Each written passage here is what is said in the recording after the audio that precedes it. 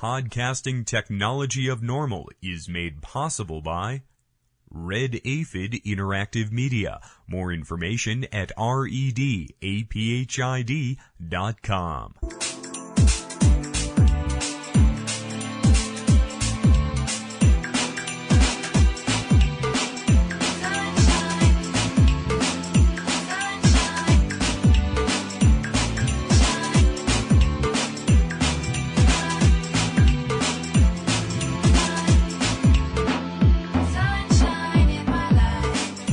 And distributed by the National Organization for the Reform of Marijuana Laws in Washington, D.C.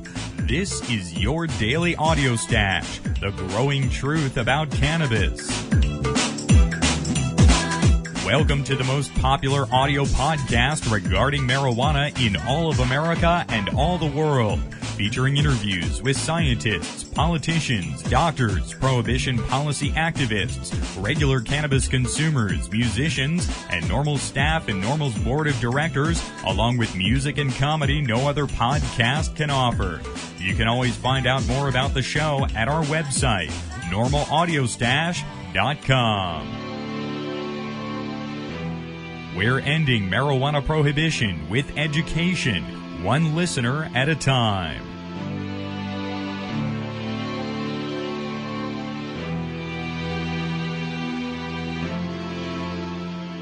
Welcome back here to the Audio Stash today. It is Friday, November 30th. I'm your host, Chris Goldstein. Take a moment right now to help us end marijuana prohibition in America. You can make a difference. Just visit norml.org to make your donation or join NORML today. And also on Fridays, make sure to download our separate NORML News weekly press release, Stories in NORML News, U.S. clinical trial of cannabis spray for cancer pain underway. Also, tenfold spike in drivers drug tested after passage of zero-tolerance DUID law, study says. And in Wisconsin, in a story we covered on the Audio Stash, Waukesha County enacts pot decriminalization ordinance. All that in the NORML News weekly press release. That's released as a separate audio podcast as well. We have links to it at normalaudiostash.com. We have a jam-packed audio stash for you this Friday, guaranteed to last all weekend long. And by the way, we're going to start up with brand new celebstoner.com updates next week with Steve Bloom. Steve's on vacation right now, soaking up the sun and some warm weather as it gets cold here on the East Coast. But we'll start with our brand new segments with Steve next Friday right here on the Audio Stash. In our program today, we'll speak with Richard Lee out at Oaksterdam University. We spoke with Danielle Schumacher yesterday. She's the Chancellor of Oaksterdam University. Richard Lee is the president, and he's been involved in the cannabis industry of California for some time now. So we'll hear from Richard about the course curriculum. He's teaching horticulture at Oaksterdam University. We have links to them at normalaudiostash.com. Also in the program today, we're going to highlight the Sensible Amsterdam Tour. That's taking place in January with NORML and CS Travel. We'll speak with the leader of the Sensible Amsterdam Tour, former NORML director Richard Cowan, here on the program today. We'll also get a chance to speak with Michael and Jason at CS Travel to talk about the nuts and bolts of this tour and how a visit to Amsterdam can really empower Americans out there. So all that here on the Audio Stash today. We got a lot to get to. Let's get things started by speaking with Richard Lee at Oaksterdam University.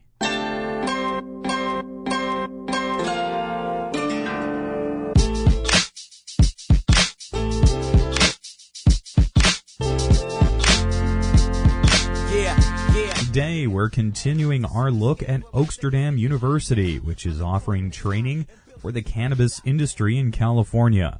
The first class at Oaksterdam University is just finishing up, and new classes are forming for the future courses now. The curriculum there covers politics, retail management, business startup, horticulture, cooking, bud tending, and cannabis production. Joining us today to look more at the classes is the president of Oaksterdam University and someone with a wealth of experience in the industry, Richard Lee. Richard, welcome here to the Audio Stash today. Thank you. Great to speak with you today. Now, we covered some of the curriculum at Oaksterdam University yesterday with Danielle, and you're teaching some of the classes as well, including the horticulture classes. Richard, why is it so important that this aspect is included in the training for those interested in starting up a business or working in a facility, even if they're not going to be growing themselves? Because they'll understand the product a lot better when they get when they're buying, selling the cannabis. They'll understand. When you know about how it's grown, then you'll be able to see problems that, be able to recognize problems that happen with growing when it's not grown right, and things like that. And Richard, it's wonderful to see this structure and curriculum for this training. Are there some long-running facilities that the training is modeled from? Well, we've taken the experience of the employees from the long-running dispensaries, and like to say, we have over 50 years' experience in our staff. Because many of some of the staff members have been working in the industry over 10 years now. They date back to working with Dennis Perrone at the original San Francisco Buyers Club in the early 90s. And Richard, back to the horticulture aspect for a moment. Do students need to have some background in plant care to successfully navigate these courses? I don't think so. I started, when I first started growing, I didn't know anything, and I was able to pick it up. So we designed the introductory class for people who know nothing about it, and then we're planning more advanced classes for more advanced growers. And there are advanced classes and horticulture labs, but students, they have to take those beginning classes to move on.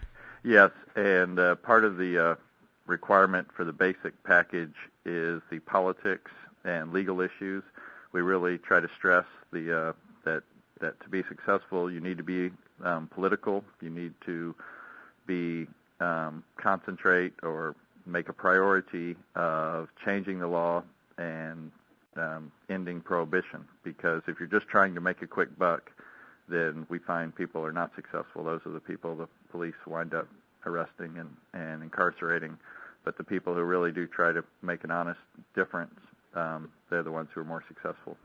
And Richard, working to end prohibition, is that part of the business model for the industry in California? Exactly. One of the big points we stress is improving your community. That if you try to just come in and just set up a cannabis business or get in the cannabis business without changing anything around you, that won't work. You have to get in and become a part of the community and be accepted, let cannabis consumers and industry people be accepted, or to get acceptance, they have to show that they're there to be a part of the community and prove it.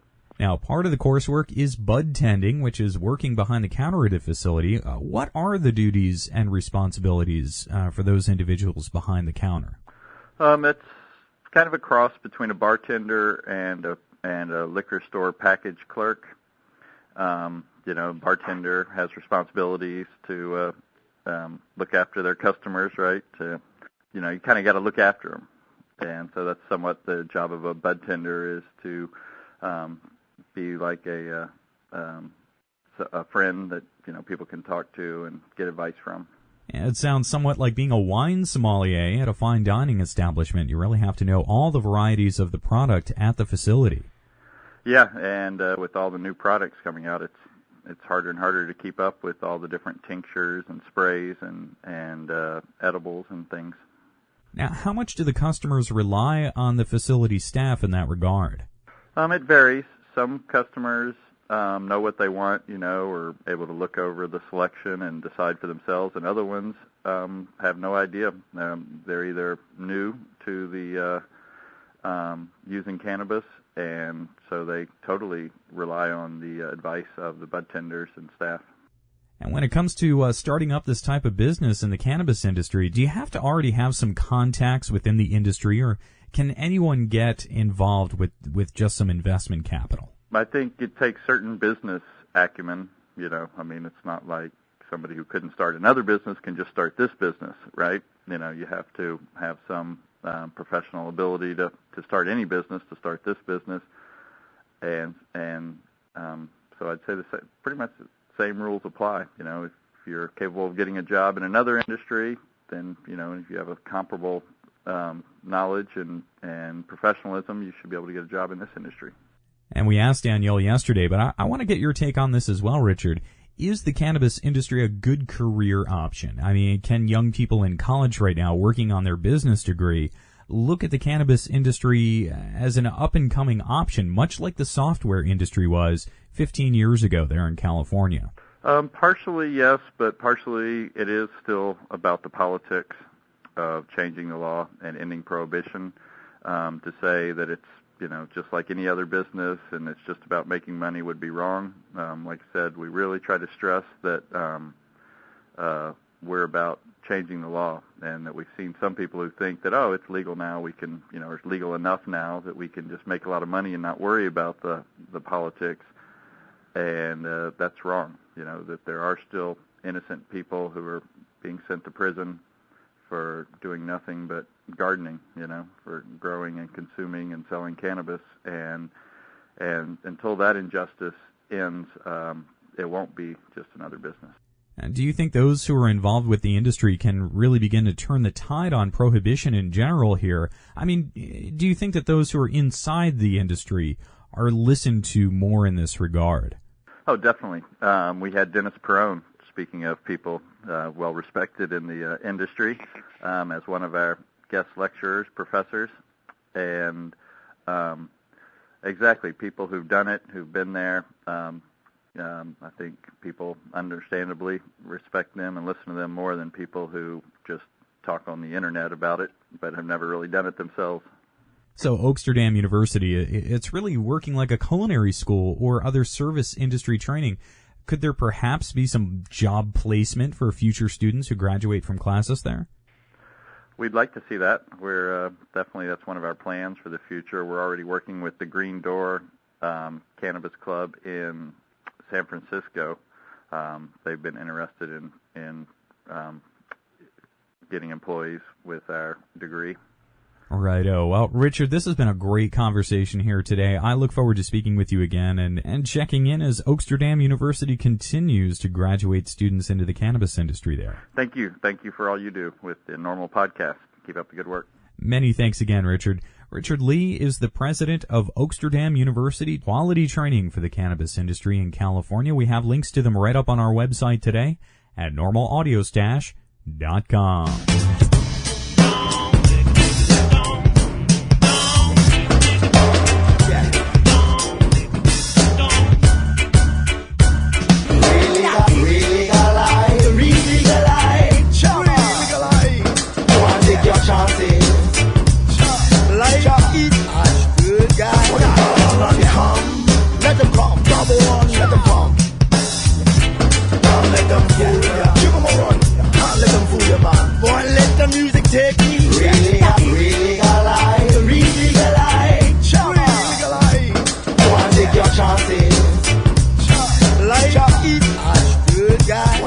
And on January 11th, the NORML CS Travel Sensible Amsterdam Tour will kick off. And today here on the program, we're going to find out what the tour participants will experience.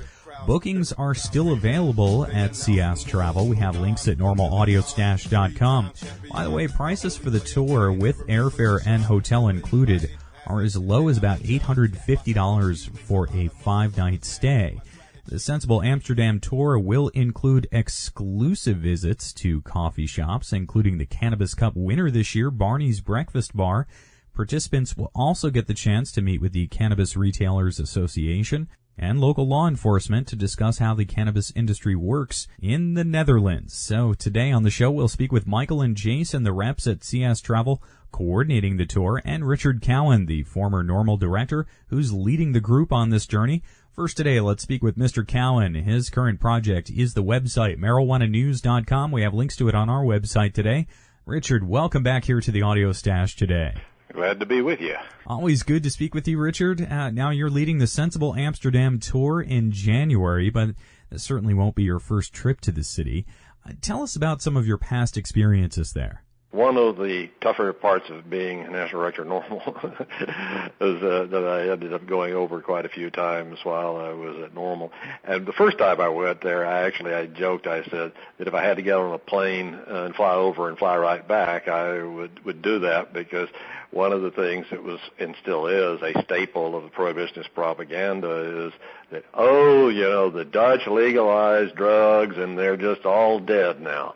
And so that was one of the things that was even more so a staple of drug war propaganda.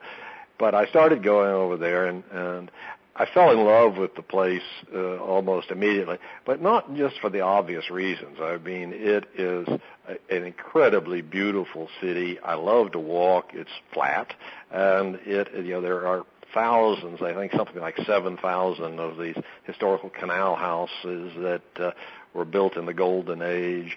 And it is just, in terms of if you're an architecture fan the way I am, it's just some tremendously interesting architecture. And of course, some great museums. The Rijksmuseum, which has this huge collection of Dutch masters, not surprisingly, especially obviously Rembrandt.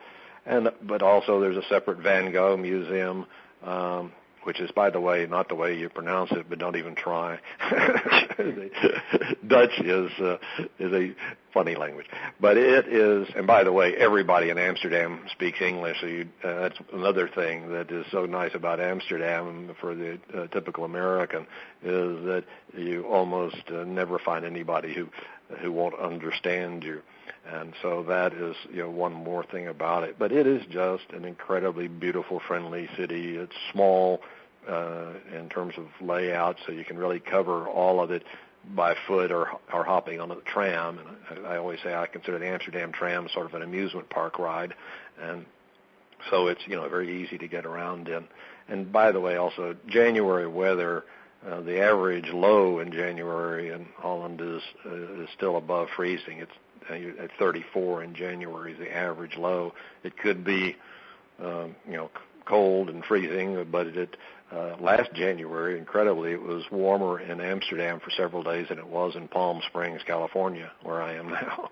So wow. It basically what you really can be pretty sure, is that it's going to be wet at least part of the time when you're there. So you need rain gear and waterproof shoes, good walking shoes. But it's just a fun city. Now, part of the tour is the Cannabis College, and we spoke with Richard Lee today from Oaksterdam University in California, and they based those courses off those Amsterdam classes.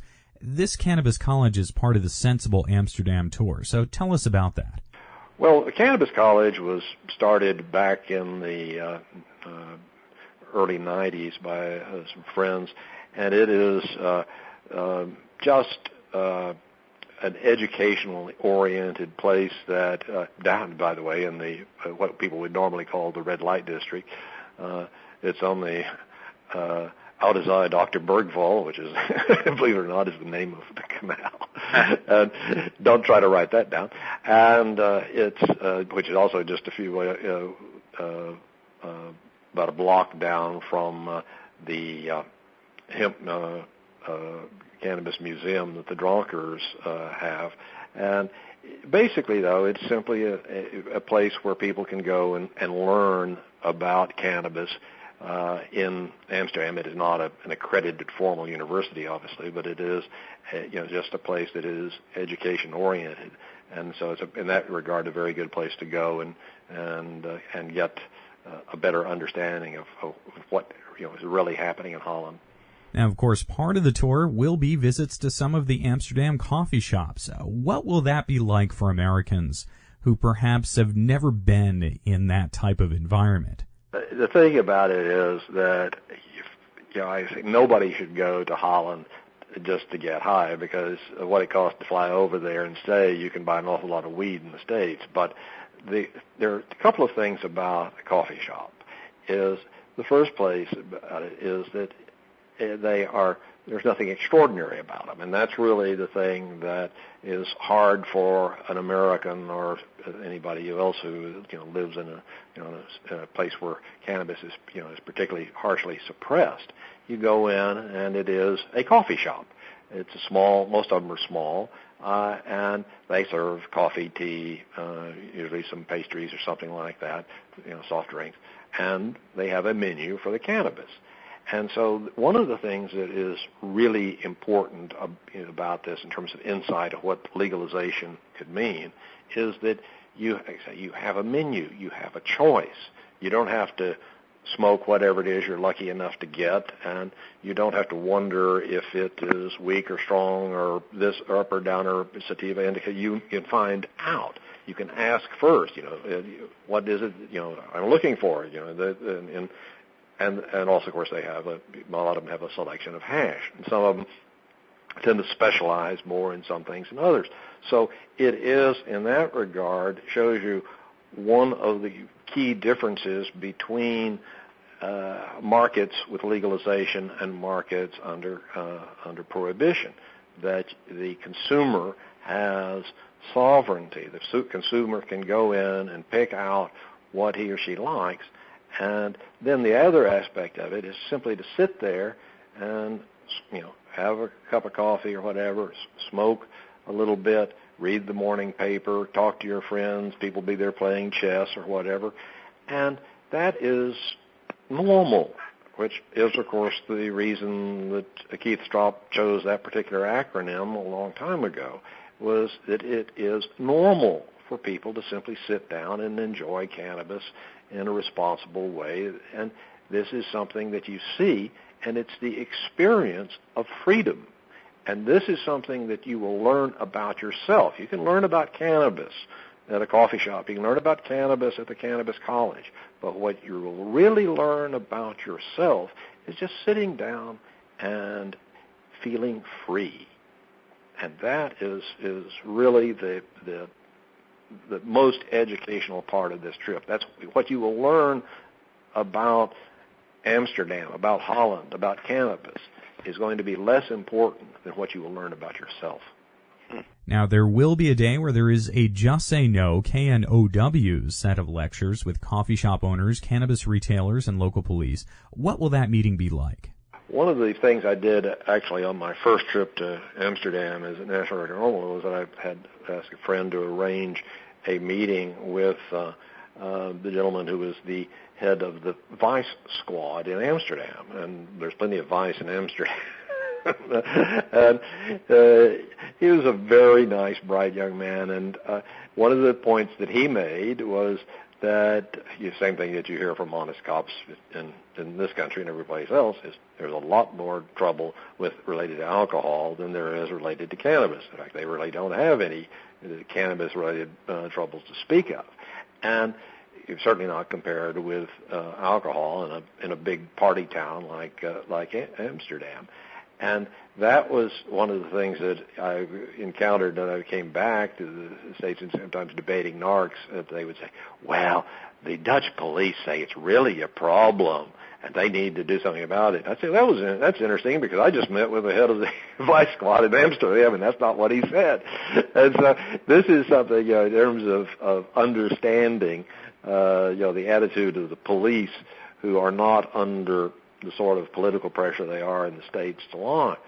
But the coffee shop owners also are not without problems, because there has been a lot of pressure on the coffee shops, political pressure, mostly coming from outside of the Netherlands, but also there's a religious right in the Netherlands, which is as opposed to personal freedom as the religious right is in the United States. And so you do have people who are trying to restrict the sale of cannabis. Like the other day, they eliminated the sale of dried mushrooms and in the smart shops. So this is, and by the way, there was a great deal of protest over that. But the thing about it is that the people who own the coffee shops, with a few exceptions, are just basically small business people who run a coffee shop that happens to sell something in addition to caffeine. and they have the same sort of regulation problems and dealing with the issue as everybody else, and trying to get them organized, which I was around when they first began organizing the Beve Day, as they call the Bund of coffee shop owners, was difficult because they, as one friend said, it's like herding cats. But the cats realized that they needed to get together or they were going to be in big trouble, and so they have. They've been very effective about it. And this is the sort of thing, again, just in terms of dealing with the real-world experiences of legalization or quasi-legalization, is something that we need to learn about. One other thing is the Dutch will very emphatically tell you is, of course, that cannabis is not really legal in Amsterdam, and the supply end of the business, where does it come from? It's perfectly not illegal, but it is tolerated. There's a big loophole for it in terms of the coffee shop selling 5 grams to a customer, and the customer possessing up to 30 grams. That's all clear. But the back door, the achterdeur, as they call it, is where does it come from? And the bigger cities have urged the Parliament to legalize or license, that is, wink, wink, nudge, nudge, the growing end of the thing. And some of the cities have done that over the opposition of the federal government. But it's quite clear that they have to address the supply side as well, and that is something they've been debating for quite a long time. It seems very similar to what's happening in California right now, Richard. In a way, yes, it is. That you have problems of recognizing that it does not, as the saying goes, appear from like manna from heaven. So where's it going to come from? And it is very important to have full legalization, not just the tolerance of the retail end. And by the way, there's one other thing that we'll learn about over there is that the Dutch experience with medical marijuana is, in a situation where the first medical marijuana program over there, they call it Mediveet, medical weed, it was started by coffee shop owners, good friends who got together, and they had a 50% discount in about 50 coffee shops around the country. If you had a letter from your doctor and you really were sick, you could get half price marijuana at the certain coffee shops. And this, ironically, sort of undermined the government's formal medical marijuana program. But in the meantime, my friends tell me that the Dutch are very quietly supplying other European countries with medical-grade cannabis. And this is something that you never read about any place. And I think that this is something that we'll learn more about on this trip. Very interesting. Now, one of the stops also featured prominently on the tour, we're going to talk about this with Michael and Jason at CS Travel here in a moment as well, is Barney's Breakfast Bar. And Barney's just won many of the categories and the overall Cannabis Cup just last week. Well, it's funny is that when I was there in the early 90s, Barney's was sort of a breakfast bar. They sold cannabis and not particularly prominent, but dairy started basically entering the Cannabis Cup and developing strains and getting into that aspect of the business much more seriously, not just being a small coffee shop. And it has become something of a mecca. And it is, by the way, it's on a really interesting street. Haarlemmerstraat is itself a very interesting street with a lot of interesting shops of other kinds as well. And it is, like I say, just has become something of an institution, particularly for British American and Irish tourists. So that's going to be one of the fun things there is to sort of get an idea of how Barney's has evolved over the years. And I know you've traveled over there with newbie Americans in the past. At the end of an Amsterdam trip, how do people respond to this experience? Well, I think it really is that freedom works, that freedom is possible, and that fear is something that we have to overcome in ourselves. one of the funniest stories I've ever heard about an American in a coffee shop was an American friend of mine who lived over there was in a coffee shop, and he was watching another American, clearly American tourist sitting there having coffee and sort of looking up and so on. And so my gregarious friend says, what are you doing? And the guy, the American, says, well, I'm sitting here just trying to work up enough nerve to buy some cannabis. And, of course, all this time there were people up buying cannabis. And so my friend thought, well, there's nothing to it. All you have to do is go up and ask him. I says, oh, I know. He says, I just think that if I go up there, the DEA is going to come through the door with guns blazing. And that is, the way Americans, land of the free, home of the brave, pause for tears, has become that Americans live in fear. And I remember the first time I went into a coffee shop in Amsterdam. I sort of looked both ways. I'm National Reagan Normal. I'm going to sneak in like I was going into a house of ill repute. And this really is just the degree to which we have been conditioned, and that really is it. So I think that. That is what what you will learn most about. Like I say, is you can read about Amsterdam, you can look at all the travel logs, you can see, and I think it's a great idea to do that and have a better idea of exactly what you want to do in your spare time while you're there. But there is one thing that you will not get from going any place else in the world other than Holland is for a person who enjoys cannabis. Is just that, to sit down and, to have a cup of coffee and read the paper and smoke a little bit, and that's it. So, that's really what this, to me, is what it's all about. And that's why, basically Holland has, for centuries, been a free country. They valued freedom, personal freedom. And part of it is, though, that the Dutch are smart enough to recognize what works and what doesn't. And the Dutch have a lower rate of cannabis use than we do, about half of the level of cannabis use that the United States does. It has a much, much lower rate of hard drug use because the Dutch have broken the connection between marijuana and the hard drugs, the separation of markets, they call it. So the whole thing is to experience freedom and to understand why freedom works. MarijuanaNews.com. I've written some more about it. I'm going to be writing more about it, and that's people who want to get my insight into it can go to MarijuanaNews.com and click on the CS banner tour at the top, and because this is something that I'm really looking forward to. Righto. Well, Richard, this has been great. I look forward to speaking with you as the tour gets closer, maybe doing some call-ins from Amsterdam as well. Thanks again for joining us today. Great. Looking forward to it. Richard Cowan is the former director of NORML, who is leading the Sensible Amsterdam tour. That's taking place in January.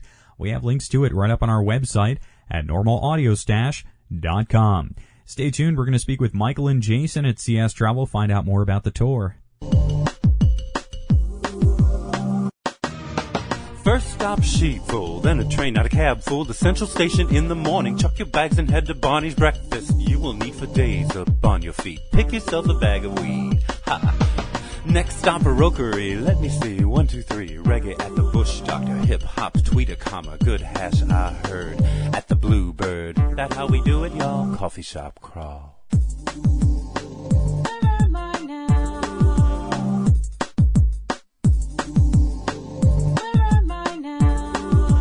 Coffee shop crawl. Where am I now? Where is Soma? Where am I now? Next up today in our look at the NORML CS Travel Sensible Amsterdam tour, we're going to speak with Michael and Jason at CS Travel. Both have led tours to Amsterdam and frequently visit the city. Michael and Jason are seasoned travel professionals, and it was their vision that brought about this tour in January. Well, Mike and Jason, welcome here to the Audio Stash today. We just heard some very interesting tips and highlights from Richard Cowan, who's leading the tour. Let's look at the nuts and bolts of this trip with you guys. First, when the tour participants arrive in Amsterdam, what's the first step? Let's begin with you, Jason. We actually have representatives at the airport that meet them when they land and just welcome them, kind of give them a little bit of a rundown of what's going to happen within the next couple hours. So they would give them, the ticket to get into the city and tell them how to, get settled at their hotel and find their way from Central Station to their hotel. And then sometime that day when they arrive, they would make their way over to where we're doing our welcome orientation and registration, so we can give them, a little more detail on what's going to happen for the next few days. When you arrive in Amsterdam, essentially you will go through passport control, which is immigration. Then you will pick up your luggage, and then you're going to go through customs. So just to give somebody a sense of how the entire process works, we have a lot of people that have never traveled overseas who this is their first experience. So just to give them a little sense of what happens when they hit the ground, that's physically what happens. As soon as they go through sliding doors after customs, they will proceed to an area called the meeting point. And at the meeting point, like Jason said, was a CS Travel representative who greets them and gives them a train ticket into the city. So I wanted to give a little bit of more detail for those people who've never traveled outside the country before, which is actually a substantial number of people that we deal with. So definitely folks who've never traveled internationally have those passports and custom forms at the ready, and be ready for a couple of extra steps at the airport for international processing. Now, the tour offers a number of hotel options, from the very affordable to some more luxury options as well. Tell us about some of the hotel choices here. As far as the hotels, we have decided for this particular tour to sell 5 different hotel properties, and they range from private rooms at a hostel to 4-star hotel properties. So you kind of have a choice of what type of experience you want and can afford in the city. We wanted to be able to give people different options. And as far as locations, they're all centrally located within Amsterdam. Amsterdam's a relatively small city. It can be walked in probably, I would say, no more than an hour could get you around the perimeter of the city. So all the hotels that we sell are within a nice walking distance of each other. And then obviously there's public transportation if you want to go a little faster, but essentially it's a very nice city to walk. You mentioned private rooms at hostels there. What are those like? Well, what is happening in Europe is that youth hostels are transforming themselves from kind of the dorm-style image that we've all had of a youth hostel to what effectively has become a hotel. And that is, you have a private room with private facilities, and everything is very similar to a hotel. The exception is the difference is that the experience itself is that most people don't stay in their room. They go down to a common area, which probably serves food and beer and has a pool table. So that is what we describe as a private room at a hostel, and it's a lot nicer than the image that people have had of hostels, and we only work with the best ones in Amsterdam. There are a couple of them in the city that really, I think, for what you're paying, are very good value. So the hostels are not just for backpackers anymore. All the rooms that we sell are private. They just happen to be in a hostel, but they're effectively a hotel room. Most of these places are very comfortable. Both Jason and I have stayed in those before and have had a very good experience in them. And Jason, for Americans traveling for the first time to Europe, what are some of the differences that they may encounter in a European hotel as opposed to an American one? I think that the main difference that would probably stand out to most people is the size of the rooms. I don't know if you agree with that, Mike, but I think that the size of the typical hotel room in Europe, as far as your mid-range European hotel compared to your mid-range hotels in America is, like I said, the size of the rooms is probably half the size of the rooms. Also, and that goes along with the whole room. I mean, the bathroom, the beds. Usually if you're doing a single or a double, it's going to be a twin bed or 2 twin beds as opposed to your 2 double beds, and that just obviously goes along with being able to fit the furniture into the rooms. I think that's one of the main differences. I mean, it depends. In Amsterdam, surprisingly, there's quite a few hotels that are 100% non-smoking hotels, and that's maybe some difference of etiquette as far as the hotels are concerned as well, because like I was saying, some hotels don't even have smoking room options. So I think those are some main differences that always jump out at me and obviously catch some people off guard and surprise them. I mean, we try to make it very clear, when we are advertising our packages and promoting our packages of these differences and of these things. But, I think that also does come as a little bit of a shock to people just because they're so used to, going to any hotel in the States and having those choices and having the sizes of the rooms be different, and that those kinds of things are what I think are the main differences to me. Now, the tour is set up to be a recreational visit, but also has an educational aspect to it as well. You've set up this Just Say No, KNOW seminar with local law enforcement, cannabis retailers, coffee shop owners. How did you set this up, and what should folks expect out of that seminar? Well, the overall tour is designed to be recreational, cultural, and educational. And the educational component of the tour is, in fact, a meeting, a forum, where the tour participants will be given the opportunity to meet and speak with different people that are involved in the cannabis industry in Amsterdam. And that would be everything from coffee shop owners to law enforcement to people who are involved in dealing with the city on the issues of laws that regulate those coffee shops. And essentially what we have put together is basically through relationships. I mean, Jason and I have been going to Amsterdam for a couple of years, know people in the city, and basically approach different individuals to ask them if they would be willing to participate. And essentially they'll be given the opportunity, each of these individuals, to speak about what they do, how they're involved, and then there'll be some kind of question and answer session where people can, ask questions about, how does law enforcement deal with people who come to the city to smoke, and what are the laws? What can I do? What can I not do? What they feel, are the positives about it, the negatives about it. What are the benefits of having it that way, and vice versa. I think those are the kinds of questions that will be answered from a different perspective than just your normal person going over there and going to Amsterdam to hang out. No, I think Jason's made a good point, and the point of the forum is to bring balance to the discussion.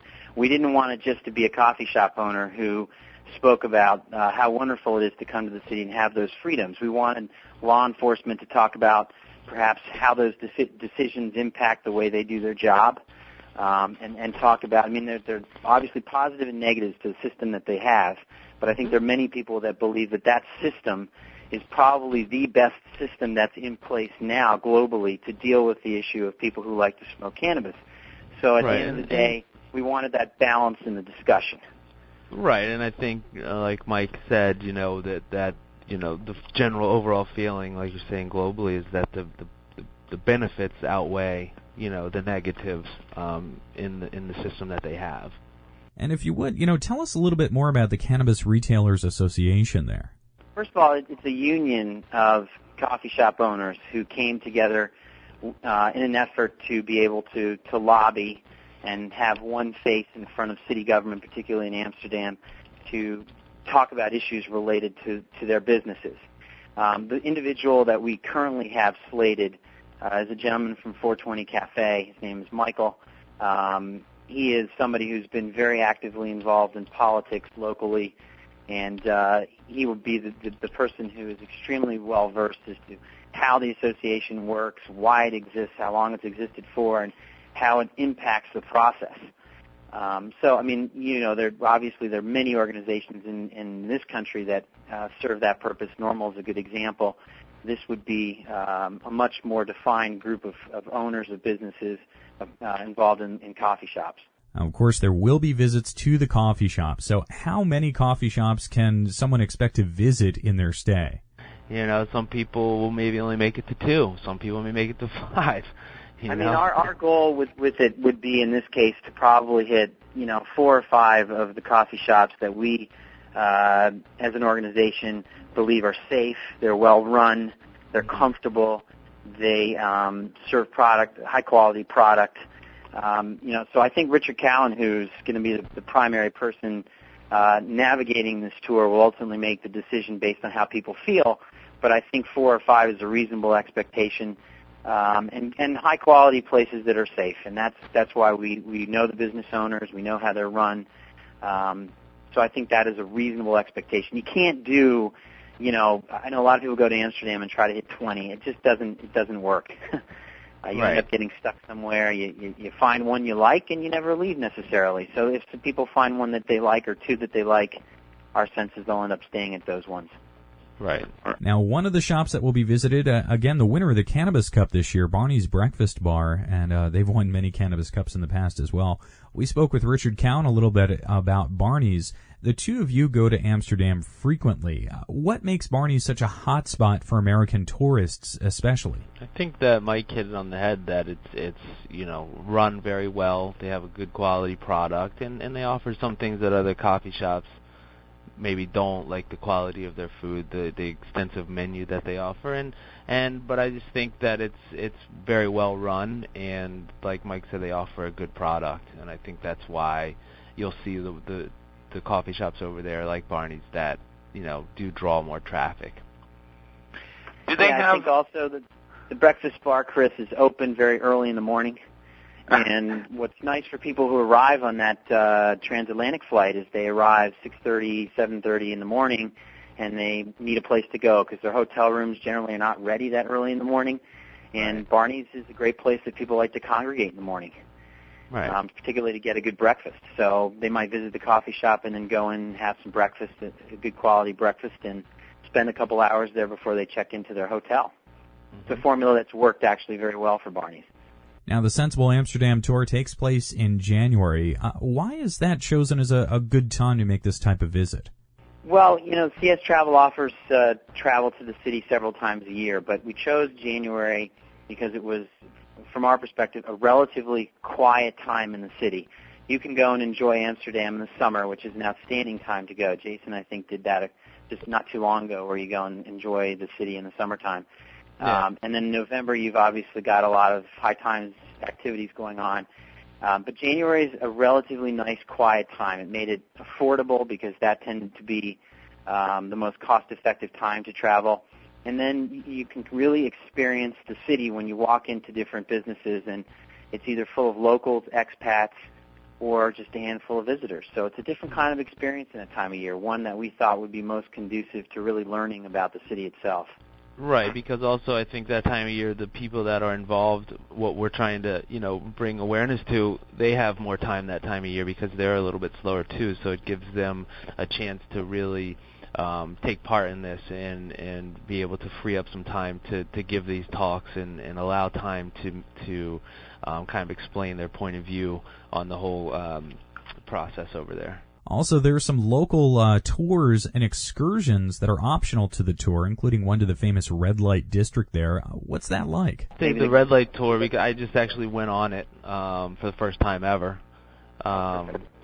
So, I personally took the tour that we sell, checked it out. It was actually really cool. It was very educational. You learn a lot about the red light district. I mean, most people, it's famous obviously for the girls and the windows and the red lights, which is part of it, and that is part of the tour, which is fun.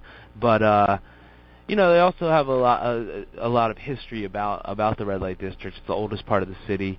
We sell, I think it's $20 or $25. It lasts about an hour and a half. And it really does give you a different perspective on that area of the city, seeing how it's sectioned off, how it's changed over the years, the different people that have, hung out in the red light district, different things that have happened there. It's fun, and it's also, like I said, if you do ask questions and you think of anything, the guides were really accommodating as far as that's concerned and very knowledgeable about it. And I think that it's definitely for the time that it takes, it's definitely worth doing. I enjoyed it, There's also an option on the tour for some comedy at the Boom Chicago Comedy Club. I saw that on the list as well. Yeah, Boom Chicago is interesting to me. I think comedy and Amsterdam go hand in hand, and I think it's going to Amsterdam and having a smoke and watching a comedy show is one of the nicest things about the city. And Boom Chicago was created by two Americans from Chicago who had moved to Amsterdam and saw that there was very little what they considered cool comedy in the city, set up a theater that has now grown into over 100 people, I think, working for Boom Chicago. They have shows every night, and usually improv shows.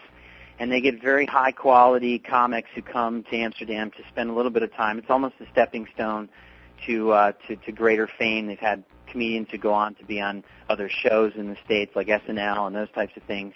And people, obviously comedians would love to hone their skills in a place like Amsterdam. So it's an American-run comedy business with a Dutch slant. They make fun of living in Holland in a nice way. They make fun of a lot of things, and it's a great show. And we felt it was one great thing about the city that we felt people should see. So we included it as a part of our package. And for those who've never been over there, tell us, how is cannabis regularly consumed in the coffee shops? I know vaporizers are getting more popular. I'd say it's still traditional. Like, the most common way is still to roll joints, but the vaporizers are growing and they are available. Not at every coffee shop, but the bigger ones, the more popular ones, the ones that we usually like. Like a Barney's or these types of places will usually have them. They're available if that's how you want to smoke cannabis. No, I agree. The bottom line, Chris, is that it boils down to being responsible, however you consume it, and most coffee shops are responsible businesses, like any bar that serves alcohol. However, they're going to give you an option to use different methods. The vaporizer tends to be a much more powerful device to use, and we're cautious and tell people, if you've never used it before, be very careful. It's a healthier way to consume, but at the end of the day, it comes back to being responsible, and that's what these coffee shops have put a good balance together of that. And since you've both been to Amsterdam frequently, both Michael and Jason, what do you like to do when you're there personally? My favorite thing, I just like to walk around the city. It's a great city to walk around in. There's so many different little nooks and crannies, different little side streets, and you can always discover something new. There's, lots of restaurants, lots of museums, tons of coffee shops. Personally, I'm not, I like the coffee shops. I like the ones that we work with. But I won't sit in a coffee shop all day. I do like to explore the city. That's my favorite thing to do, is just walk around, kind of get lost, find new things, and explore. That's my thing. No, I would agree. I think the architecture in the city is amazing, and I think if you should give yourself enough time to be able just to explore. Coffee shops are nice, and they're one part of the city. I think the reason why Jason and I love Amsterdam is because of the city in its totality, not just one aspect of it. And if you walk around it and you look at the architecture and take a good look at how and think about how the city is designed around a string of canals, it's just an amazing place to go and spend a few days. Right. So because it is amazing. I mean, the whole city is below sea level, but to function like it does is pretty amazing. And I think the people that do have the best time are the people that, do take the time and set a little bit of time to really explore it and kind of see the different aspects of Amsterdam. And although there are a number of activities built in, there's plenty of time on the tour for the participants just to explore the city. Yeah, we would probably describe this tour best as semi-guided. And what we were trying to get was a balance of, if you wanted to spend time with your other tour participants, we would have guided things that were going on, the meeting, Richard taking you around to different coffee shops. But at the end of the day, we also built in time, like, go to the different museums. I mean, a lot of people, unfortunately, miss the museums. You can see Van Gogh, you can see Anne Frank House. A lot of people don't necessarily take the time to do that, and we built that in as part of the schedule and said, go and enjoy the museums during this period of time. Don't even think about anything else. Go and take a look at some amazing art. And so, yeah, we've built that in there. So it's not like you're there the whole time and you've got a schedule and it's rigid. It flows. It's fluid. Right. There's an event on one day, but maybe that's all that will be going on for that whole day. So the rest of the day, you explore the city and kind of you're a little bit, I guess, say you're kind of on your own for the afternoon, say, or something like that. Yeah, I mean, there are 5 or 6 night packages, and so there's adequate time to be able to get that balance that we were hoping to achieve. And it's the first year of the tour. We hope it grows. The first year will be working with the tour participants, and hopefully they'll be actively involved in it and give us their feedback so the second year can be even better. But the idea is to strike that nice balance of visiting a city for different reasons. All right, and obviously we do have staff there, so if they do have a question of what should we do this afternoon, or what's good, or how much time will it take to do this, there's people there that they can ask that question too. Right on. One important point I'd like to point out, Chris, is that the staff on the ground in Amsterdam have cell phones, and if there is a situation where you're out on your own and you have an emergency, you have a way to reach somebody from CS Travel, and it's an umbilical cord, which we don't make so tight, but you know that there are two people in the city in this particular tour that are going to have cell phones that if you need something, you can call them and have that person that can help you. And that makes it a little different from going to the city just on your own. If you go through Expedia or whatever, you really don't have that umbilical cord. You don't have that emergency person to contact. So I'd like to think that is one nice thing about the Sensible Amsterdam tour, is you will have that connection to somebody. Right, and like Mike said, it is I guess semi-guided. So compared to like Mike said, like an Expedia or one of those online companies, there is some structure to it. So you're not completely on your own, but you do have enough time on your own to strike that balance between the two of having stuff to do, but also having the time to, do something that maybe you've read about or something you've been wanting to do on your own too. So I think that is a good benefit of this tour and of a lot of our tours.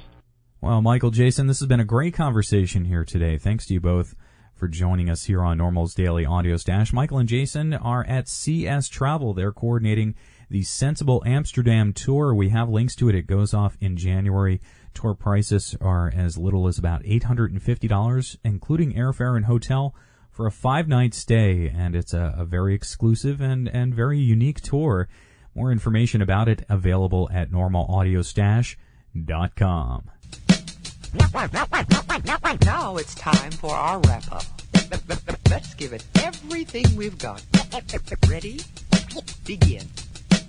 Artificial amateurs aren't it all amazing? Analytically, I assault, animate things. Broken barriers bounded by the bomb beat. Buildings are broken, basically I'm bombarding. Casually create catastrophes, casualties, canceling cats got their canopies collapsing. Detonate a diamond tank, daily doing dope. Demonstrations, Don Dada on the down low. Eating other editors with each and every energetic, epileptic episode, elevated etiquette. Furious, fat, fabulous, fantastic. Flurries of funk felt feeding the fanatics. Gift got great, global goods gone glorious. Getting godly in this game with the glorious. Hit 'em high, hella hype, historical. Hey, Holocaust hymns, hear 'em holler at your homeboy. Imitators idolize, I intimidate. In an instant, I'll rise in an irate state. Juiced on my jams like Jerry Curls, jocking joints justly. It's just me writing my journals. Kindly, I'm kindling all kinds of King Kong. Karate kick type Brits in my kingdom. Let me live a long life, lyrically. Lessons is learn, lame louses just lose to my leverage. My mind makes marvelous moves, masters. Marvel and move, many mock what I've mastered. Niggas nap knowing I'm nice naturally. Knack never lack, make noise nationally. Operation opposition off, not optional. Out of sight, out of mind, widening opticals. Perfected poems, powerful punchlines. Pummeling, petty powder puffs in my primes.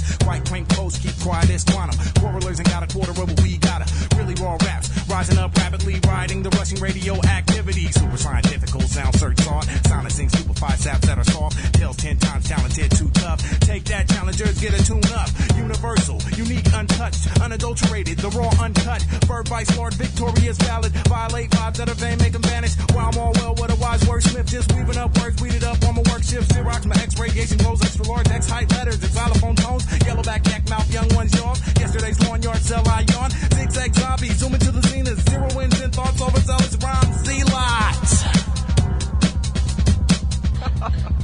Good. Can you say it faster?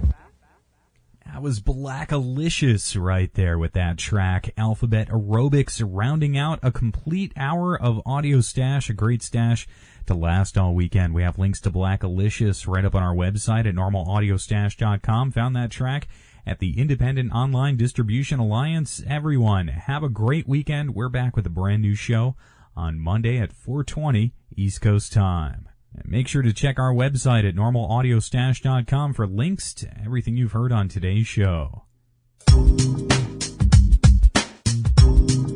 Have you ever wondered what Amsterdam is all about? Don't just read about the culture that has accepted cannabis, experience it firsthand with CS Travel's Sensible Amsterdam Tour with NORML. Travel to one of Europe's most beautiful cities this January for an educational and recreational visit to a city that regulates cannabis like alcohol. CS Travel has arranged an exclusive visit for reform-minded Americans that includes a private tour of some of Amsterdam's most renowned coffee shops, educational seminars with coffee shop proprietors, local law enforcement, members of the Cannabis Retailers Association, and NORML staff. Entertainment includes a special evening at the Boom Chicago Comedy Club, canal tours, visits to the city's many museums, including the world-famous Van Gogh Museum. Don't just wonder about Amsterdam, experience the beauty and freedom of this unique city firsthand with CS Travel and NORML's Sensible Amsterdam Tour. Pricing information is available online at coffeeshoptravel.com. That's coffeeshoptravel.com. Or call toll-free at 800-816-1846. That's 800-816-1846. Be a sensible American. Visit Amsterdam with CS Travel and NORML this January. Call 1-800-816-1846 right now to book your trip. More information is available at NORML.org.